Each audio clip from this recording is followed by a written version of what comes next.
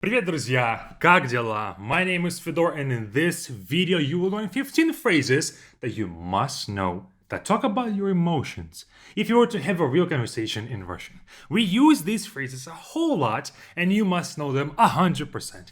Let's first start with phrases that start with ya, with I. And then I'll teach you also how to reuse them for you, for her, etc. The first phrase is я рад. I'm glad or I'm happy. Now, there's two things that we have to mention here. If you want to say you're happy, she's happy, they're happy, replace this я with an appropriate personal pronoun like ты рад, you're happy, он рад, he is happy. And it's a masculine form. I will only mention the default version of these phrases that are masculine, okay? And you can replace this рад with рада with the I at the end if you're a lady. Я рада would be if you're a lady and you're saying you're happy. Okay? Я рада, что он мне позвонил. I'm happy that he called me. Я рада is a feminine version. If you're a lady, you say this like that. Okay? That's the first phrase. The second phrase is the opposite. Я разочарован. Я разочарован means I'm upset or I'm disappointed. It's the opposite of the first phrase. If you're a lady, you say я разочарована. Okay? Я разочарован, что все так произошло. I'm upset that everything happened this way. Just one example. Next phrase talks about our energy levels, okay? Я устал. I'm tired. That's masculine. Я устала for feminine. Я от всего этого устал. I'm tired of all this. От всего этого means from all of this. And of course, я устал means I am tired. The next phrase is a bit different.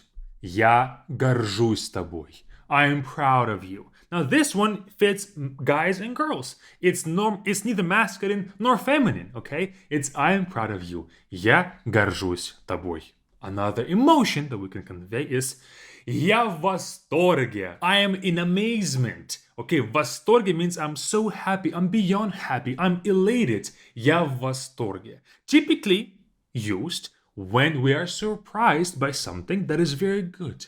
Я в восторге от этого фильма. I'm in amazement from this movie. Я в восторге right here in the beginning conveys that emotion. And once again, guys and girls can use the same exact form. It doesn't change from masculine to feminine.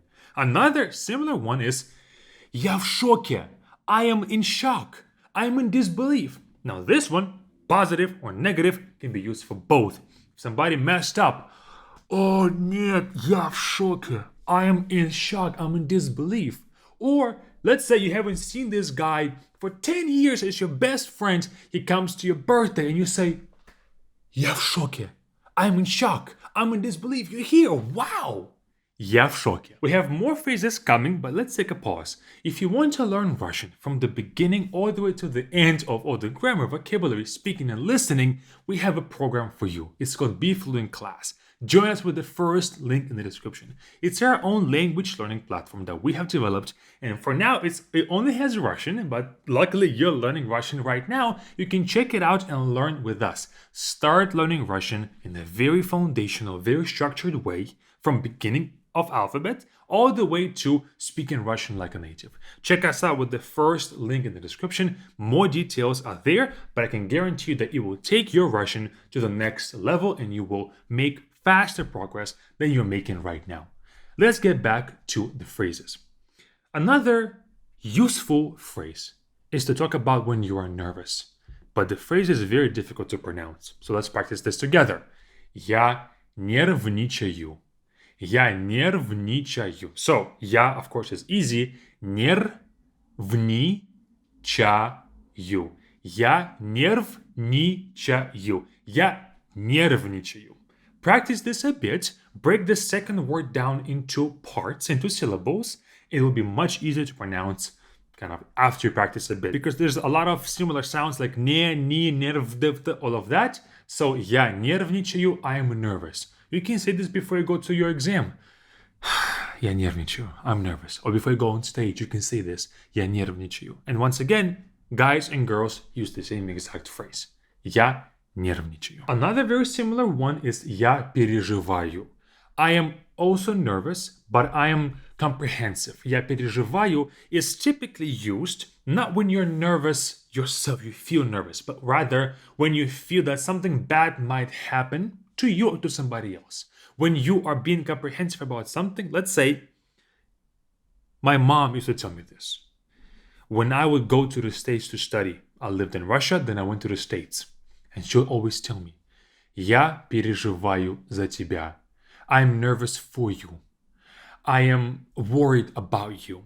So it's not that she's nervous, she feels nervous, but rather she's worrisome. She's worrying about me. So я переживаю, the beginning part is I'm being worried. I'm worried. Okay, again, ladies and guys can use the same exact phrase. It doesn't change from feminine to masculine. And the last phrase that contains я is я благодарен. I am thankful. Я благодарен за это. I'm thankful for this. Я благодарен is a masculine form. We can say я благодарна за это. Now, this is a feminine form. Also means I am thankful or I'm grateful. Я благодарна за это. I'm grateful for this. Done with phrases with я, now like this. Мне интересно.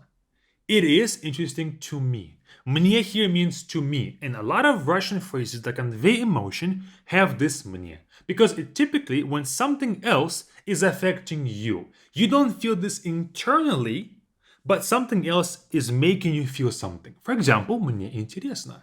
It is interesting to me. Not that I am interesting internally, something else made me interested. Okay? Мне интересно, this is interesting to me. Мне интересно, где он? I'm interested. Where is he? Like that. Not that I am interesting, but I am interested. Something made me interested. Another phrase with similar structure is мне жаль. I'm sorry. Мне жаль is not used to apologize for something. It's used to empathize with somebody else. When something tragic happened in their life, for example, we can say мне жаль. I'm sorry that happened. But also, мне жаль can be used when you're not really sorry for something, but you kind of are responsible for something not going the right way. For example, let's say you are a waiter and somebody comes to you and say, can I have a cappuccino? You can say, мне жаль, но у нас нет капучино. I'm sorry, but we don't have cappuccino. You didn't mess up. It's not your fault, but you can say, мне жаль, I'm sorry, to kind of empathize with that person, right? To show your empathy to them. Мне жаль can be used to say I'm sorry, either when you want to show your condolences for somebody else, or when you want to say I'm sorry, but without your fault being there. Next is мне не по себе. I don't feel myself. I don't feel like myself. I don't feel right. Something is off. Мне не по себе means I'm not sure. Something is happening here. I don't feel right. Let's say you're meeting a new friend, a new person, and the company is kind of weird. You can tell your friend, слушай, мне не по себе. Давай уйдем. Listen, I don't feel right. Let's leave.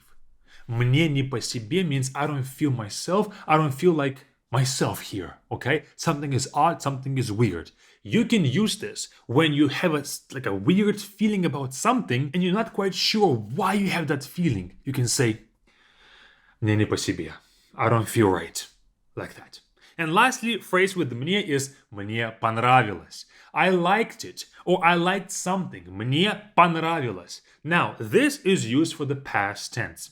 And guys and girls can use it in the same exact form. You can talk about this. Мне понравилось проводить время с тобой. I liked spending time with you.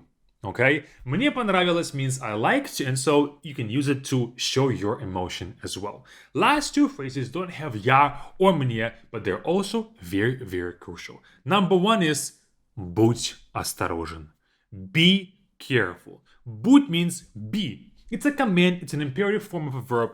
Be careful. You want to warn your friends, hey, don't go over there, it's kind of dangerous. Будь осторожен. Be careful. And lastly, let's finish this lesson off with some slang. Это круто. This is cool. This is amazing. Это круто. Maybe your friend is telling you, listen, at my job, I was doing this interview with this person and they were so incredible and so interesting. You can tell them, это круто. That's cool. That's wonderful. Это круто. Now, this это круто, it doesn't involve you, your gender, feminine, masculine, none of those things. You are simply describing the situation. Это круто. That you feel like that's cool.